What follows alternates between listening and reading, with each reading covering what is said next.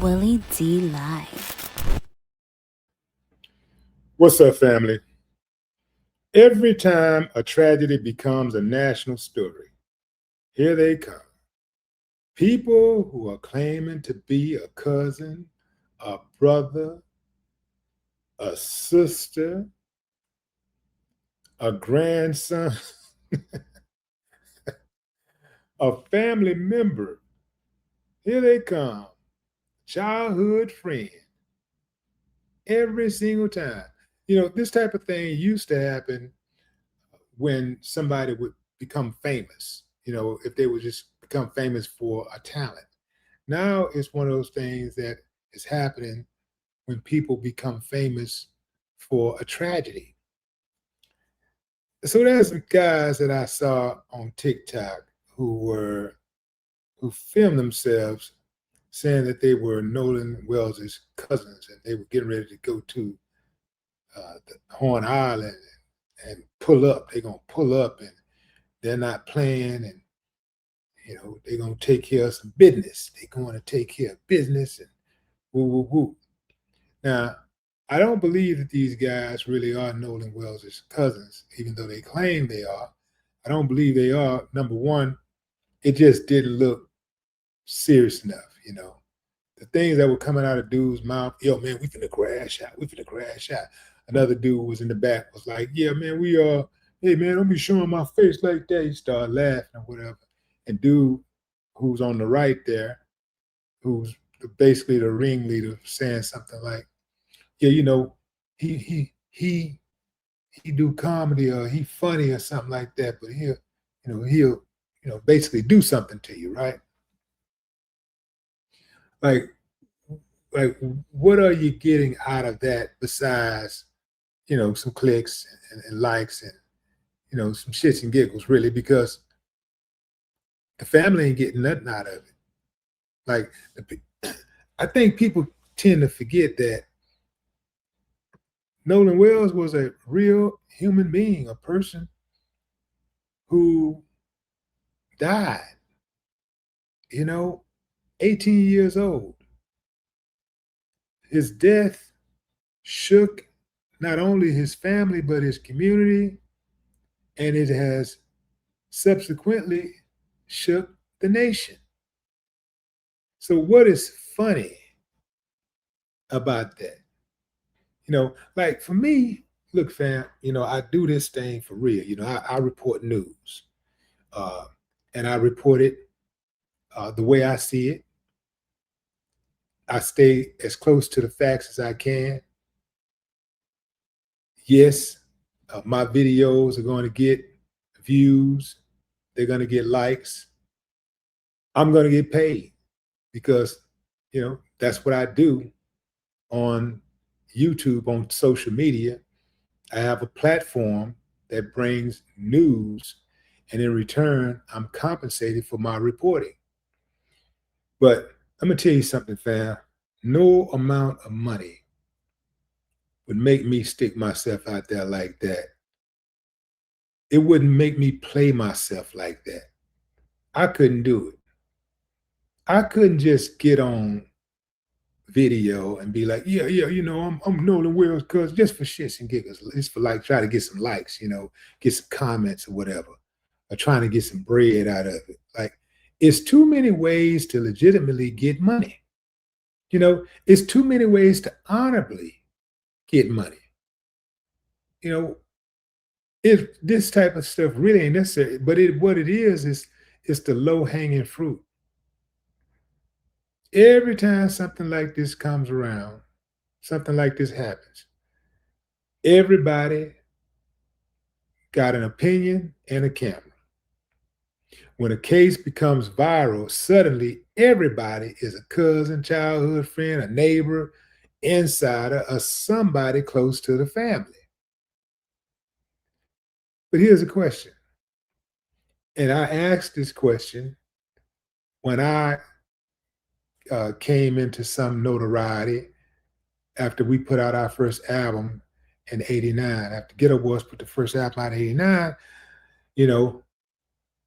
all of a sudden I had all of these cousins and stuff I've never met before in my life. And I'm sure some people were actually cousins, but most of them I had never heard of. I never heard of their mama, their daddy, their grandmama, none of it. So I asked myself the same thing, what I'm sure Nolan Wells' parents are probably asking themselves. Where were these people before the camera showed up? Knowing somebody does not automatically make your information accurate, although people tend to give you the benefit of doubt. And claiming a family relationship should be independently verified before audience uh, will treat somebody as speaking for Nolan's family. You know what I'm saying? I don't get it. Being somebody's cousin does not automatically make you the family spokesperson. There's a difference between advocacy and opportunity.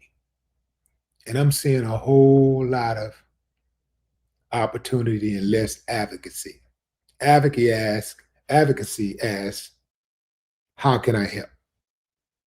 Cloud chasing asks, how can this help me? Advocacy is something that you would do if nobody was watching. Cloud chasing is what you do because somebody is watching. Advocacy is what you do, what you would do, even if you were not getting paid. Cloud chasing is what you do to try to get paid. See, I've been doing this on YouTube for 10 years, but well before YouTube. Let's go all the way back to 89. And I was in the streets.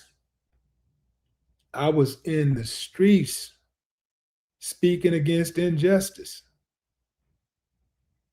I was at the universities, I was at prisons, youth facilities.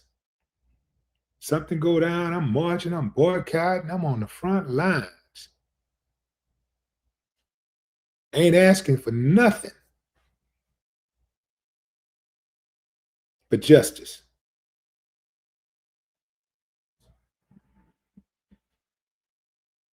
So what I want y'all to do, fam, is watch what happens after somebody enters the conversation.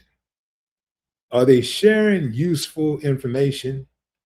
Are they encouraging witnesses to cooperate? Or is everything suddenly about their live stream followers and personal beefs? You know, are they mixing in all of the above? Or are they sticking to the topic? Are they on code?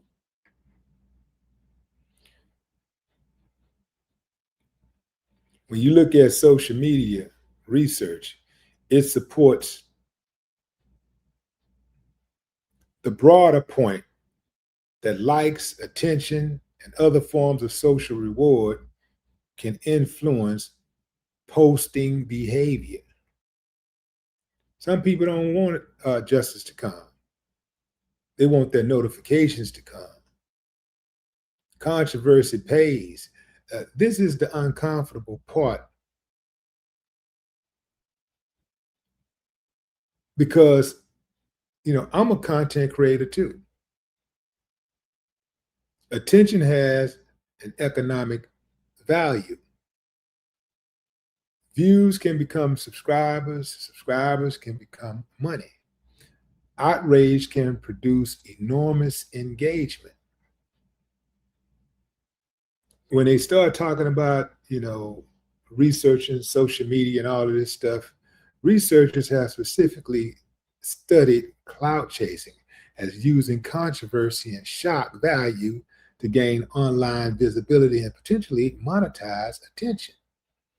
So you can't just pretend that financial incentives don't exist. See? The test isn't whether somebody makes content about Nolan. I make content about Nolan. The test is whether you're willing to distort the truth to make the content perform. And that's what Buddy was doing. That's what they were doing. That's what a line should be. Clout chasers need the story to stay messy. This is the angle.